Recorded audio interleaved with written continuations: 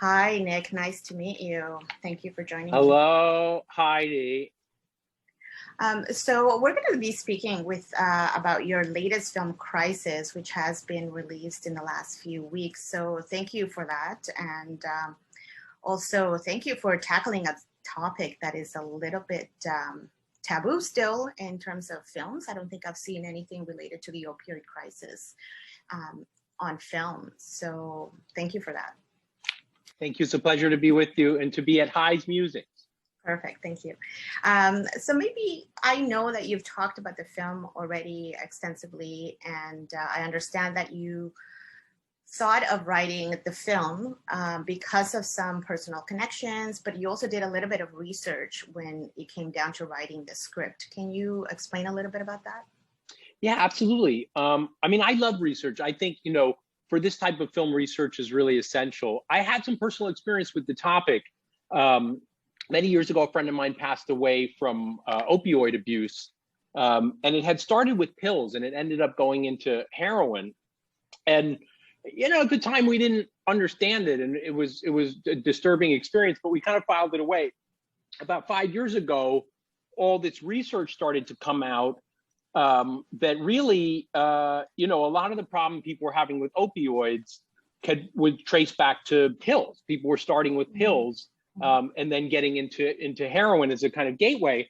And so it was a strange thing because, opioids have been around for a long time, right?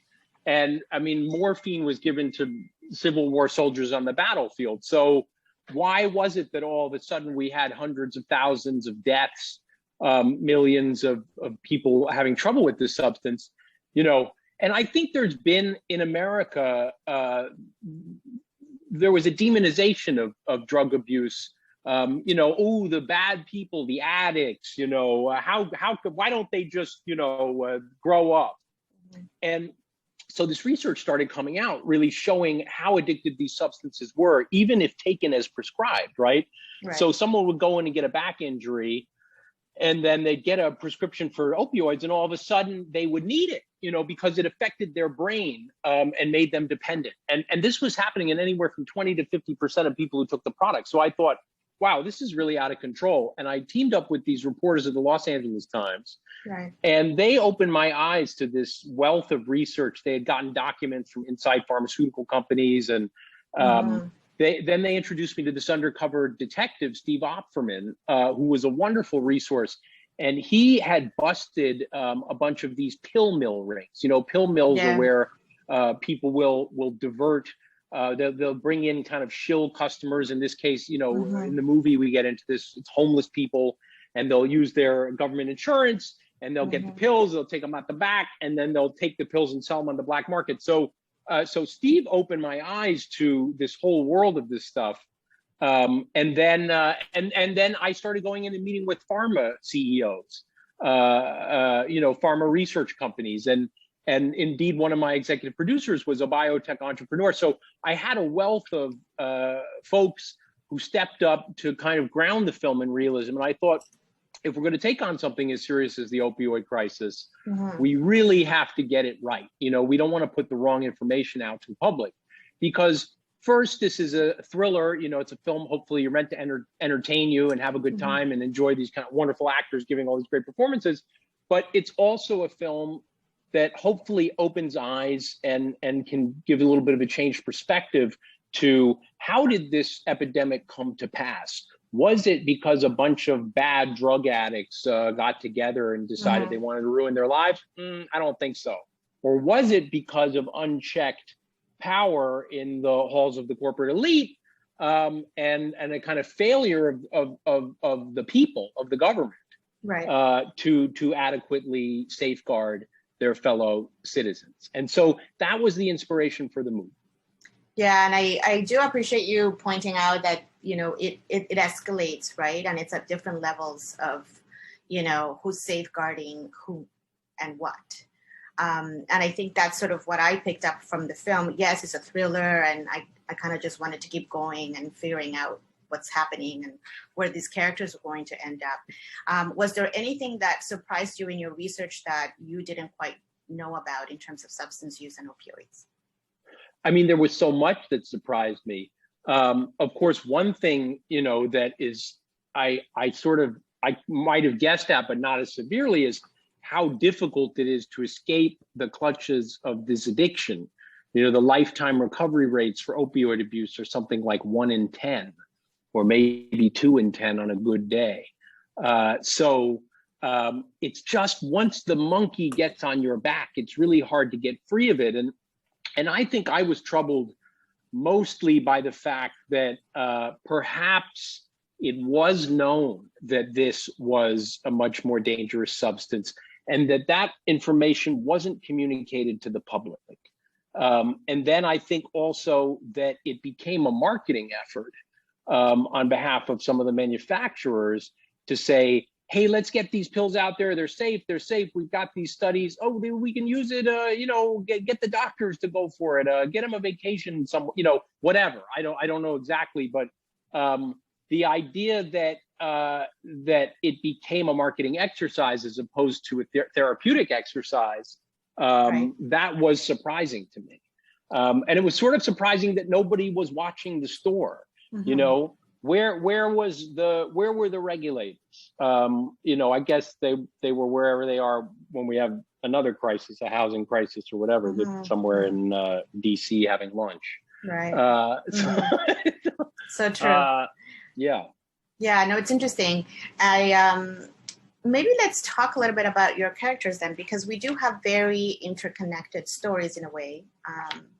And I've noticed from your other interviews about the film that you do have you like these complex characters who are not straight heroes, they're anti-heroes. And the idea that by putting their stories together, it kind of creates a bigger picture, or like a whole. Can you talk about how it was when you were writing, how you knew how the stories were going to mesh? Sure. I have always loved these films. People talk a lot about traffic with this movie, but this is a tradition that goes back very far. And I think the master of this kind of cinema was Robert Altman. He did Nashville. He did, Three Women. I mean, just incredible films, later on Shortcuts. And so there is a rich tradition of the multi-plot and the intersecting narratives, kind of short takes, and how do they inform each other. I had worked on this movie a long time ago with Bret Easton Ellis called The Informers, where we had attempted to do, a kind of Altman-esque, Raymond Carver was another great writer who did these short stories. I see you're familiar with him. So I had always liked this form, and I loved, of course, Inarritu, the 21 Grams, Babel. I mean, these are seminal films.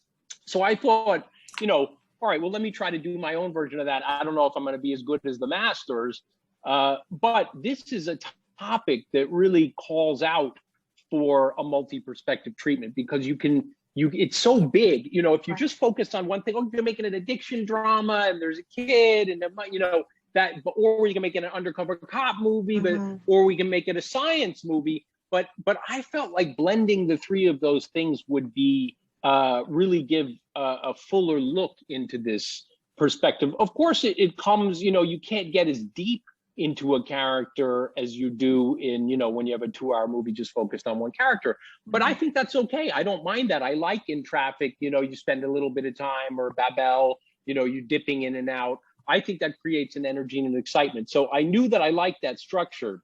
But then the question is how, as you asked, how to do it. Because it's quite tricky, because just as you're getting invested in one storyline, you got to go cut to another storyline. So you can't drive the audience crazy doing that. So first it starts in the script, and I kind of imagine these characters, wherever you get your idea from, who knows. And then you try to develop them, and what are their inner obstacles, what are their outer obstacles, the forces that they're fighting, but what are they fighting within themselves, right? And then you kind of turn that into scenes. Okay, how do we show that conflict? What's in her way? She wants to get this happened to her son. She needs this information. Where's it? And I like films that are procedural, with like Zodiac or something, where they show you, the steps that are involved, because I think there's great drama in that. So once I had the individual stories, then it was a question of looking at how did they interrelate and crisscross. And I did some of that in the script stage, Okay. but then we did even more of that in the editing stage. And so we would take scenes and we would change the order around, and we would, okay, turn this upside down. Now it's day, now it's night. You know, I had a mentor who told me, he said, you know, you think of yourself as a filmmaker, just think of yourself like you're making walking sticks. And so you go, you're making your walking stick, and so somebody's going to use it, and if it breaks and they fall over, they're going to be mad at you, and that's the critics. So you got to make sure that that walking stick's really tight. And so whenever you have a script or you have a scene, pretend it's a snow globe. Take it, turn it upside down, shake it up, put the North Pole as the South Pole. Look at it from all angles. And so that's what I try to do in the script with the actors, and then finally in the editing room. Right. And then we see in the end how I stitch it together, and I think for the most part it's quite effective. But ultimately you're the judge. Right. So, yeah. I do think it's effective in the sense that, like I've heard you say that you did work collaboratively with your actors in terms of, how would this character act, including, the bad guy mother, who also kind of guided you in creating a little bit of that character in the underground of Montreal. Great actor, that guy, Guy Nadon. I mean, he's, a national treasure there in Montreal. And he was so fun. He really brought a great desperation and kind of fun thing. I mean, that was also very inspired by the French Connection, of course. Charnier, I mean, we love that character. It's just sort of fun to watch. Yeah, and I think what I appreciated about the casting is that no one stood out more than the other, because they were all complex in their own way, if you know what I mean. The stories kind of, I guess maybe because you worked with the actors beforehand, they kind of became their own. And I believe them in each of their, I guess, dilemmas, because we have Gary Oldman, the scientist, who has his own dilemma with what he's working with alongside the pharmaceutical company. We have the DEA agent, Armie Hammer, who's also dealing with a lot of personal stuff. And then Evangeline, Lilly's character, who's dealing with a lot of turmoil. So I do like that complexity that was built in the characters, and how much of that was thanks to the actors that you managed to cast. Well, I'm enjoying these highs musings here. No, I think that's well said. I mean, I love rehearsal. I'm a big fan of rehearsal, but it's not the rehearsal that people think, okay, we're going to memorize this and get it right and step. Not at all. Rehearsal could be going to dinner, going on a little field trip. Evangeline went to a Narcotics Anonymous meeting. I took Armie out to some undercover drug operations. Gary, having him meet with pharma people and understand the science behind it. These are conversations. And then I feel like those conversations, then we come back to the text of the script. And then I think, that each actor in a film like this, they have such an impact on their character. They're really shaping it. I mean, they carry it on their back. And I think, especially with a dramatic role, right, you're getting a sense of them. So their input is essential. And then also I think that actors are very good students of human behavior, so they know, okay, this makes sense. I wouldn't react this way. What if I took him instead and I threw him in the back of the squad car? How about if we did that? And we might not do that, but that might open up the idea of another scene or another way to approach it. A lot of the dialogue, what's going to be said. So I really enjoy that process, and I'll rewrite. Indira Varma's in the movie. She started. She came in, and then we kind of expanded her role, and had the same thing with Lilly Depp. I wrote, some scenes for her based on knowing her, and then we expanded a little. So. I really like that collaboration. I think it brings out an extra dimension of authenticity. Yeah, and I think it kind of makes us have, I guess, complex feelings for the characters, because I know I had I questioned Gary Oldman's character, because all this time he seemed to me complacent with the science. And then all of a sudden he has sort of this, his conscience kind of woke up and said, I need to do something about what I know. So I kind of like that tension as an audience member, let's put it in do I like this character or do I not, and what is it about this character that doesn't align with what I think. So I do appreciate the ensemble cast in that sense. I like that, and I think Gary played it very well. You know, we were filming at one point, and he said, you know, this isn't so easy for me. I said, well, you know, what do you mean? And he said the performance. I said, well, what are you talking about? You're a veteran. You're Gary Oldman. You can do this in your sleep. He said, no. He said, you know, usually I'm in some type of like I'm in a disguise, like I'm Winston Churchill or I'm Dracula. I got the makeup, but here I'm just really raw, and so I got to just be out there, and so I'm emotionally very, very raw, and so I think you see that in his performance, and he played it in a conflicted way. You know, he didn't play it like a movie star. You know, oh, I'm going to do the right thing. You know. So you feel like, oh, he's kind of been signing off and doing you know, but now what is it about this thing that awakens him? And then what is he going to do? And I mean, on a certain level, we know Gary Oldman's not going to let us down. Like, he has to come through. But on the other hand, you know, who knows? It's a movie. Anything can happen. And I think there's an unpredictability to this film at times that is exciting. Right. And so I loved watching Gary do it. Right. And I think it kind of leads to what you said about your editing. I know from another piece you did that it took about 7 months. Is that right? So at least, like you said, it was like molding it this way and that way, and, you know, trying to make it make sense. Ultimately, what led you to where the film is now, with the path that it took and the ending that it has? Well, I mean, the ending was always scripted. You know, I don't want to give it away in case people haven't seen it, but there's certainly a note of optimism in the end. And then some people have said, well, why don't you cut that note off? And I said, I don't think so. You know, I always felt that the themes and the ideas that I liked were, you know, this Arbitrage, my last film, you know, it's about a billionaire in the top of the world.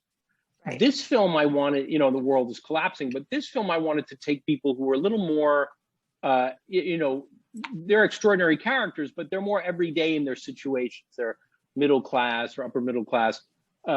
So they are, you know, little people who are called into a big challenge. And I like that idea. I thought, because to me, that's the opioid epidemic. You know, what can we as individuals do to confront something that plagues our brothers and sisters and our family members? And I've said this other times, but it bears repeating, which is that everybody knows somebody that has struggled with addiction, whether it's themselves or a close friend or family member. I've never met anyone who didn't have addiction touch their life. Right. So we know these issues are here. And, you know, even some people say, oh, I don't present solutions. I don't even think that's true.